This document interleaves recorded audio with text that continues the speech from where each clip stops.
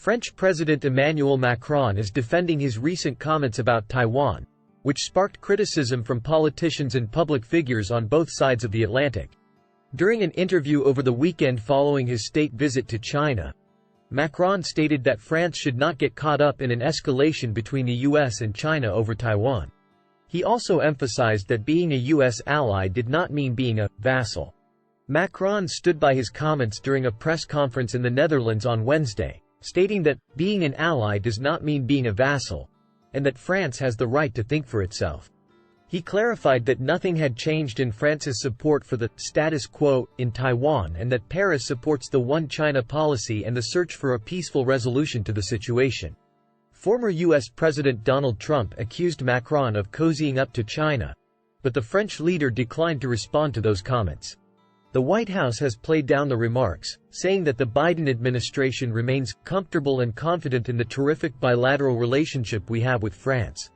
Taiwan's foreign ministry has taken a similar stance, noting Macron's comments.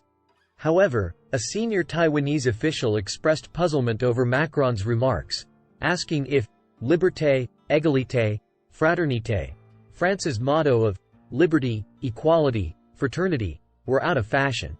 The official questioned whether advanced democratic countries can ignore the lives and deaths of people in other countries. Some analysts suggest that Macron's comments imply that the US is as much to blame as China for rising tensions over Taiwan, making it more difficult for the EU to take a harder line with Beijing. Meanwhile, China praised Macron's remarks and said it was unsurprised at the criticism. Self-ruled Taiwan sees itself as distinct from the Chinese mainland, with its own constitution and democratically elected leaders. However, Beijing views Taiwan as a breakaway province that will eventually be under its control and has never renounced the use of force as a means to achieve this.